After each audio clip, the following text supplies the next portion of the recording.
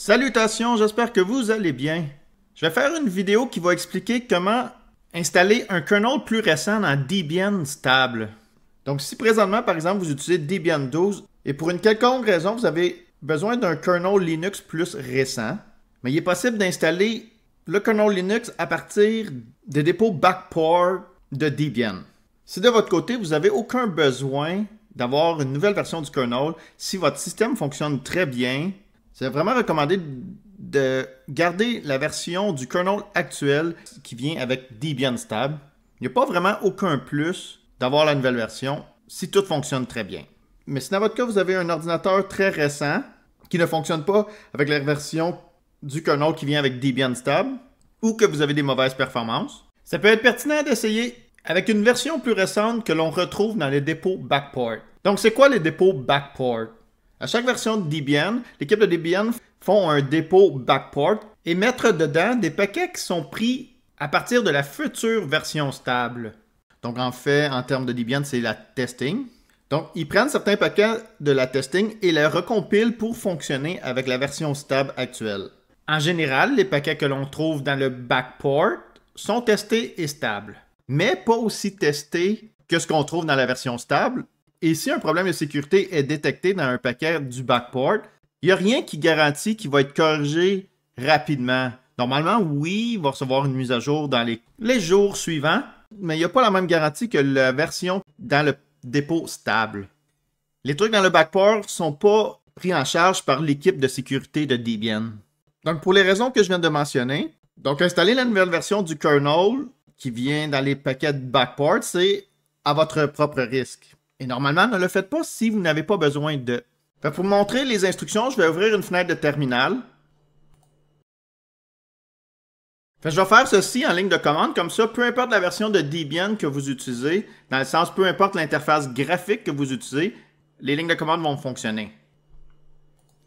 Donc la première commande à faire, c'est qu'on va vérifier la version du kernel actuel et aussi l'architecture de votre ordinateur, c'est important de le savoir. Donc moi, j'utilise présentement une machine Debian 12. Et le kernel qui vient avec Debian 12, c'est la version 6.1. Et à la fin du résultat, on voit l'architecture de mon PC. Donc dans mon cas, c'est un AMD 64, donc un PC 64 bits. Donc c'est la version du kernel AMD 64 que je vais devoir installer à partir des paquets backport si je veux une version plus récente que celle qui vient avec Debian stable.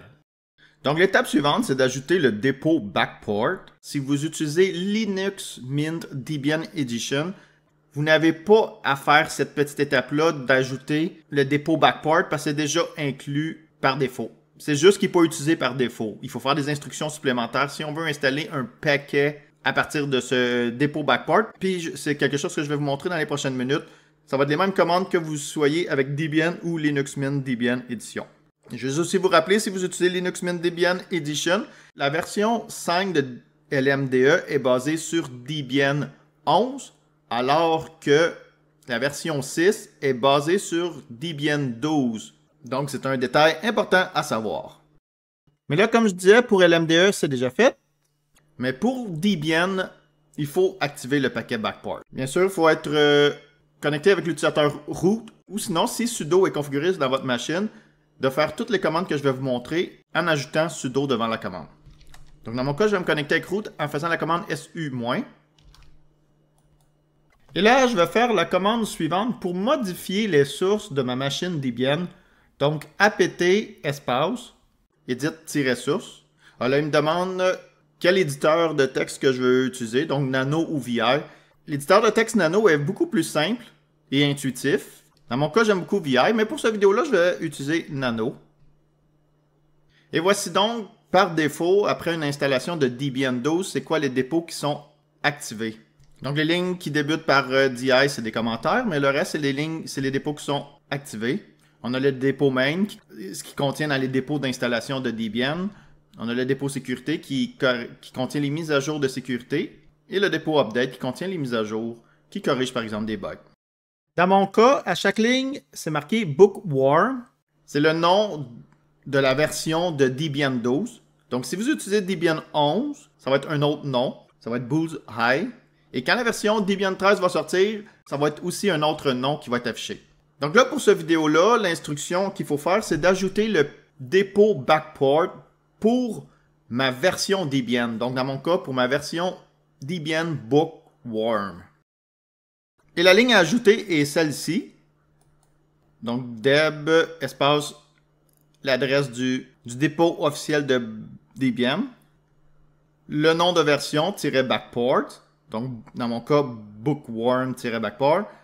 Et ensuite, on va ajouter main, contrib et non-free en des mots différents. Et je vais sauvegarder mon fichier. Donc, dans le cas de Nano, ça va être avec CTRL-O pour écrire les changements. Et je fais Enter. Et CTRL-X pour quitter ce éditeur de texte. Donc, l'instruction suivante, c'est de mettre à jour nos dépôts configurés dans notre machine Debian. Donc, ça va se faire avec la commande apt update. Donc, il va aller vérifier dans chacun des dépôts de configurer s'il y a des nouveaux, la nouvelle version des paquets de disponibles. C'est un processus quand même très rapide. Et ensuite, il faut installer le kernel à partir du dépôt backport. Parce qu'à cette étape-là, même si je fais rien, même si je fais mes mises à jour de ma machine, je ne vais pas avoir les nouvelles versions du kernel et de tous les paquets qui viennent dans le dépôt backport. Donc, on va faire cette ligne-là pour installer la version du kernel Linux qui vient dans les dépôts de backport. Donc, apt install -t pour le target. Et là, dans le target, on lui dit à partir de quel dépôt qu'on veut installer. Donc, dans mon cas, ça va être bookworm-backport pour Debian 12. Ajustez si jamais vous utilisez Debian 11.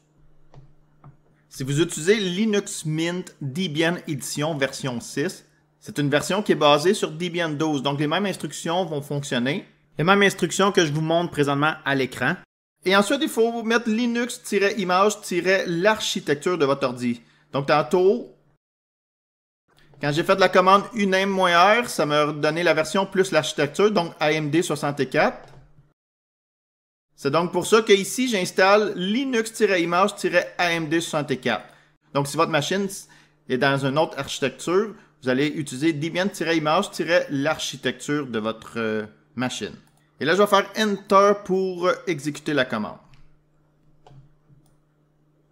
Là, en faisant ça, ça ne va pas effacer la version du kernel qui vient avec Debian stable.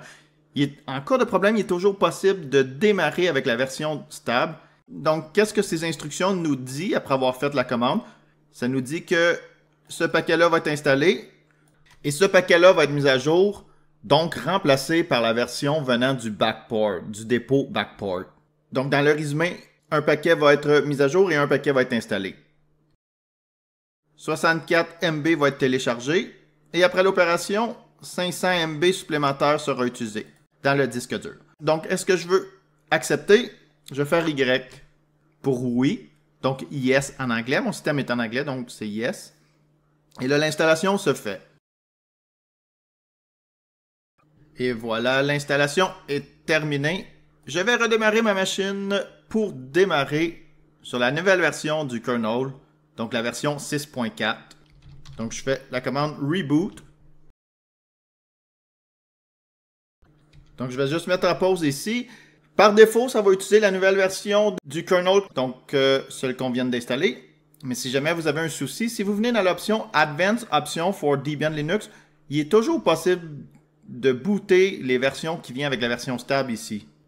Donc, dans ma machine, j'avais la version 6.1.0.12 et j'ai aussi la version 6.1.0.9. Donc, ça me donne ces deux choix-là si j'ai un souci avec la 6.4. Donc là, je vais faire Escape pour revenir dans le menu précédent.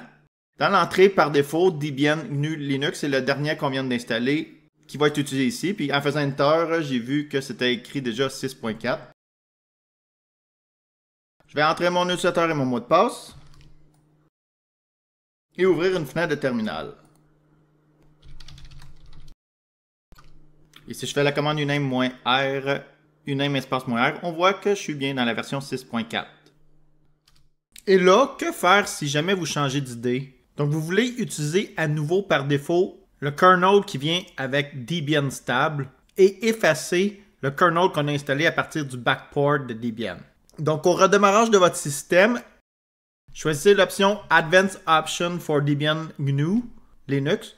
Et là, c'est très important de démarrer sur une version du kernel qui a été installée à partir de la version stable, des dépôts stables. Donc, on a vu tantôt, dans mon Linux Debian 12, la version du kernel, c'était la 6.1. Et à partir du backport, j'ai installé la version 6.4. Donc, dans ce cas-ci, je dois démarrer mon Linux dans un des kernels de la version 6.1.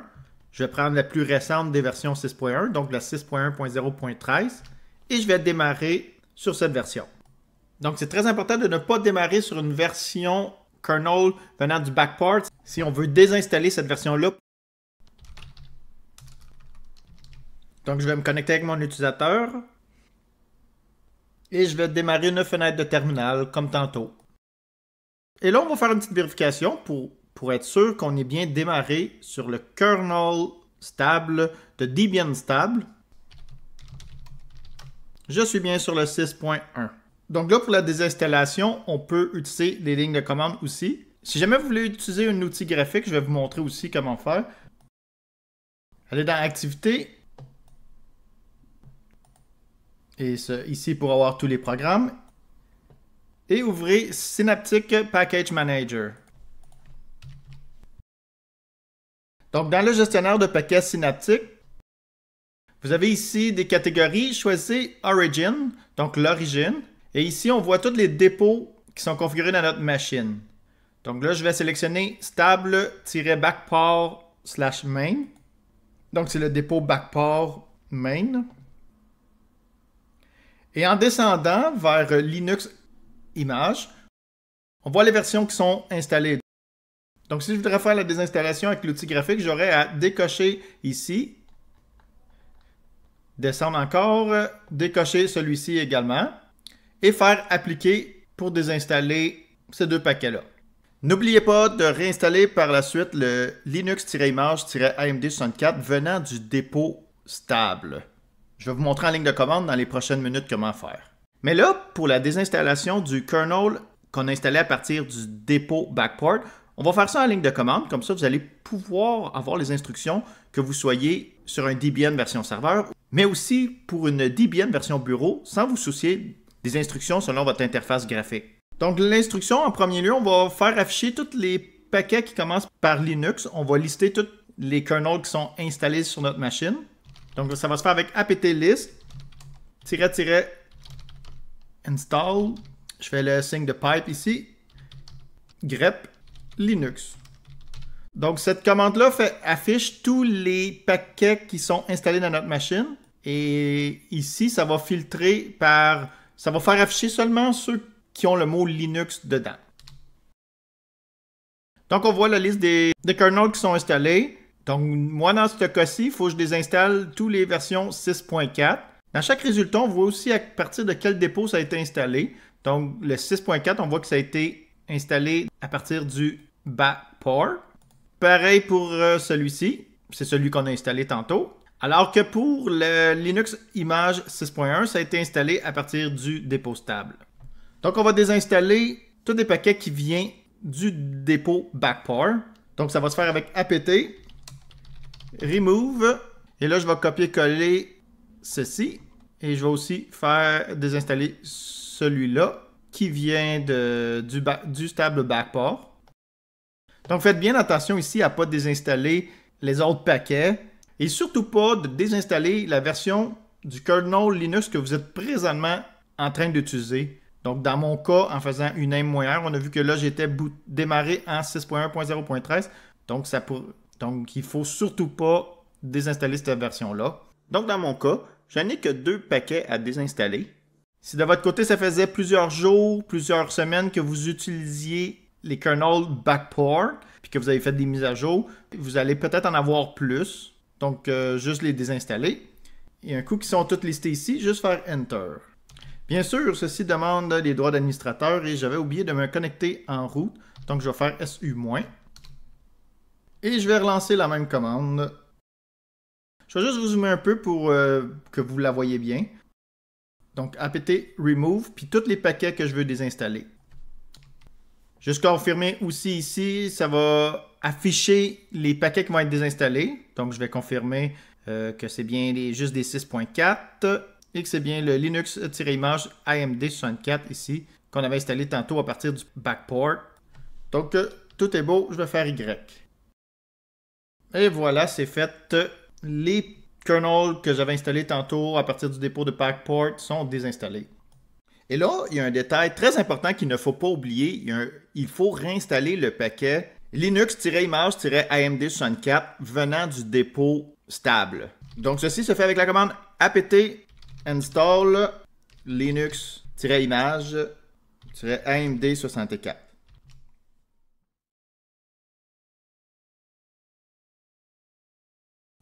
Et si je rouvre le gestionnaire de paquets synaptique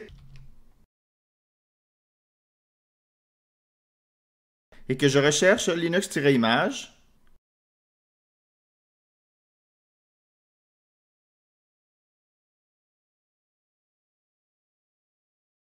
je vois que c'est bien la version du dépôt stable qui est installée. Donc ce fichier-là, Linux-image-AMD64, c'est un méta-paquet, un méta-package en anglais. Donc c'est lui qui permet, lorsqu'il y a une nouvelle version du kernel dans la version 6.1 qui va sortir, lorsque l'équipe de Debian font une nouvelle version du kernel 6.1, c'est ce paquet-là qui fait que la nouvelle version va être installée. En fait, ce méta-paquet dépend de la dernière version 6.1 que l'équipe de Debian ont sorti. Donc, quand la 6.1.0-14 va sortir, ce méta-paquet-là va être mis à jour et sa dépendance va changer pour Linux-image 6.1.0.14. Donc, le kernel 6.1.0.14 va être installé dans ma machine. Donc, si vous oubliez de réinstaller le méta-paquet de la version stable, vous n'allez plus avoir de mise à jour du kernel Linux, qui est quand même très grave parce qu'au fil des semaines, des failles de sécurité sont découvertes et des mises à jour de sécurité arrivent pour corriger ces problèmes de sécurité. À propos du kernel Linux. Donc, étape très importante à faire si vous revenez dans le dépôt stable. Après avoir désinstallé ce méta-paquet, réinstallez-le. Là, quand j'ai fait la commande apt install et ce méta-paquet, pourquoi ça l'a pas installé la version du backport? C'est parce que par défaut, dans Debian, lorsqu'on active le dépôt backport, ce dépôt a une priorité moins élevée que le dépôt stable.